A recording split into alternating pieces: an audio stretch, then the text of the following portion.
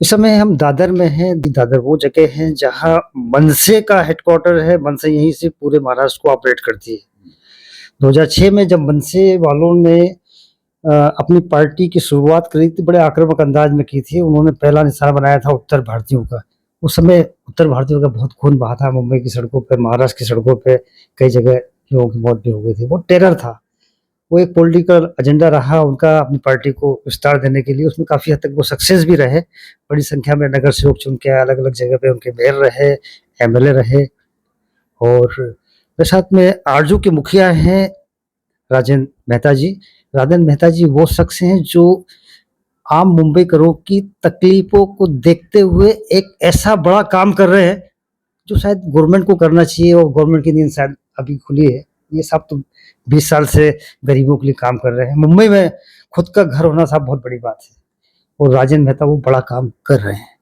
मुंबई में किसी भी रेलवे स्टेशन के करीब में वॉकिंग डिस्टेंस पर मकान, सुनिए, मकान मार्केट रेट से आधी कीमत में देने वाला मर्द आदमी हमारे साथ में है। जितनी तारीफ इस बंदे की जाए, जितना सैल्यूट इसको किया जाए, सब कम होगा। ईमानदारी से लंबा समय हो गया है काम करते हुए। जवानी में काम शुरू किया था, उम्र ढलाव पे है, लेकिन इनके इरादे अभी तक मजबूत है साहब। साहब आपने ब्लड डोनेशन कैंप किया, अच्छी बात है, लेकिन मनसे के साथ में किया, ये बात थोड़ी हजम नहीं हुई। मनसे के साथ में देखिए, आप अगर ये कहेंगे, अभी जो मैंने अभी आपकी बात सुनी जिसमें आपने कहा कि मनसे ने परप्रांतियों को दौड़ा-दौड़ा के मारा, उनका खून बहाया कई जगह पर वगैरह, ये जो मैंने अभी सुना, तो मैं आज ये कहूँगा, अगर उन्होंने खून बहाया है, तो आज वो खून देने जा रहे हैं वापस उनको, लोगों को। तो ये हमको उनकी सराहना करनी चाहिए। देखिए, मैं किसी पार्टी से आज तक जुड़ा नहीं, और आगे भी मेरा कोई मनसा है नहीं कि मैं किसी पार्टी से जुड़ूँ। लेकिन जो भी पार्टी लोगों के लिए, देश के लिए काम करती है, तो मैं उसके साथ खड़ा हूँ। और जब उन्होंने मेरे पास, प्रसाद सरफरे जी ने बात रखी कि हम ब्लड डोनेशन कैंप रखना चाहते हैं, तो ये एक वाक़ई में काफ़ी एक अच्छी बात थी। और ये वाक़ई में ज़रूरत है लोगों की। कई हॉस्पिटलों में ब्लड मिलता नहीं है, और लोगों ने आज काफ़ी बढ़-चढ़ के हिस्सा लिया। हमारे आरज़ू वालों ने भी हिस्सा लिया, मन से कार्यकर्ताओं ने भी हिस्सा लिया।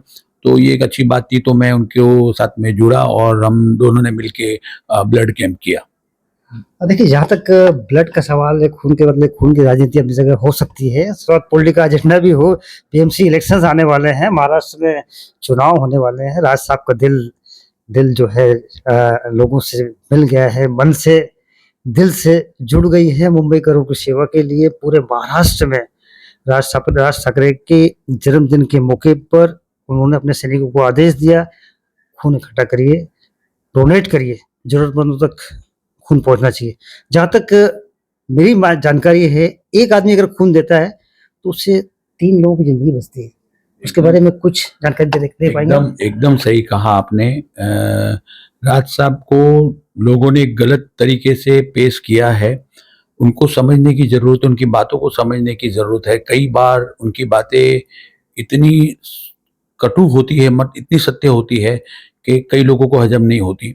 बट समझने की ज़रूरत है। और मैं तो कहूँगा, नाम ही उनका मन से है, तो लोग भी उनको मन से प्यार करें और उनकी भावनाओं को समझे। और राज साहब भी लोगों के लिए अच्छा काम करे और अच्छी से उनके लिए जिए, तो वाक़ई में I will be very happy. हम तो काम कर ही रहे, आरज़ू की तरफ से हम सस्ते घर का काम कर रहे हैं। और अभी लेटेस्ट में हम आपके साथ में अगले वीडियो में ज़रूर एक नई बात बताएँगे कि हमने फिर से पावर सेविंग की दुनिया में कदम रखा है, और लोगों का इलेक्ट्रिक बिल कैसे बच सकता है, उसके ऊपर हम हर शनिवार को और मंगलवार को यहाँ पे कार्यक्रम करते हैं 6 बजे लाइव डेमो के साथ में।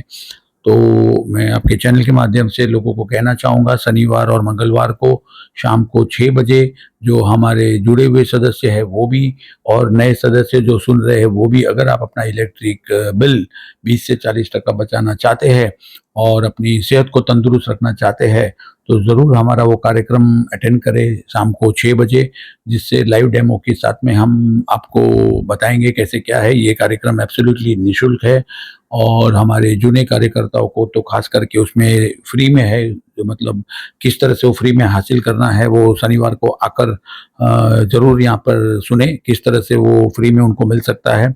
तो ये अगले चैनल में आपको मैं बड़े विस्तार से बताऊंगा कि ये क्या है और किस तरह की चीज़ है। लेकिन फिर से मैं आपको बहुत धन्यवाद देता हूं कि आप अपना वक्त निकाल के, कीमती वक्त निकाल के मुझ जैसे व्यक्ति की राय जानी है। तो मैं फिर से मन से का भी धन्यवाद दूंगा, राज साहब को भी उनके जन्मदिन की शुभकामनाएं दूंगा, और मैं आशा करूंगा कि वो लोगों के हित में, महाराष्ट्र के हित में और देश के हित में काम करेंगे ताकि हमारा देश आगे बढ़े। देखिए, आमतौर पे लोगों में विज़न की कमी होती है। जहाँ तक राज ठाकरे का सवाल है, मैं 95 में पहली दफ़ा उनसे मैं मिला, और जब उनका इंटरव्यू किया, हम लोगों ने एक अपने अखबार के लिए 2 बजे दोपहर के लिए मैं काम करता था, एक कॉलम शुरू किया था, आपकी अदालत, जिसमें हम एक व्यक्ति का नाम लेके कि भई अगले हफ्ते ये बंदा आरोपी बनने वाला है, कोई सवाल हो तो आप भेजिए, हम आपका पूछेंगे। तो हमने आरोपी बनाया था राज ठाकरे को। और इंडिया टीवी की जहाँ तक बात है, वो हमारा छोटा-सा अखबार का कॉन्सेप्ट लेके रजत शर्मा जैसे व्यक्ति ने वो कार्यक्रम अपने चैनल पे शुरू किया है, अभी भी कंटिन्यू है वो। वो पूछा, आपका नाम क्या है? मैंने कहा हितेंद्र पवार। मराठी आला पाहिजे? मैंने कहा हाँ, बिल्कुल आना चाहिए। वो व्यक्ति का अंदाज़ था समझाने का, भाई देखो आप आए हो, ठीक है, लेकिन मराठी भी सीखोगे तो क्या है? हम लोग आपसे हिंदी में बात करें, आपको अच्छा लग रहा है, आप मुझसे मराठी में बात करोगे तो मुझे भी ज़्यादा अच्छा लगेगा। मराठी सीखना शुरू किया साहब मैंने उस दिन से, और मैं टूटी-फूटी मराठी बोल लेता हूँ, काम चलाओ। तो राज साहब वाक़ई में विज़न तो उस बंदे के पास में है। नरेंद्र मोदी में पीएम क्वालिटी है। दंगे जब हुए तो पार्टी बोली थी इसको हटाओ। बाल ठाकरे मर्द आदमी था, पहला आदमी था बाल ठाकरे जिसने कहा नहीं, इसको रखो, ये आपको सर्वाइव कराएगा, और वही हुआ। गुजरात की काया बदल दी साहब। अमेरिका वालों ने एंट्री देने से मना किया था, हाथ पे जोड़ के बुलाया। नरेंद्र मोदी कई बार गए वहाँ पे, बुलाव पे गए, डंके की चोट पे।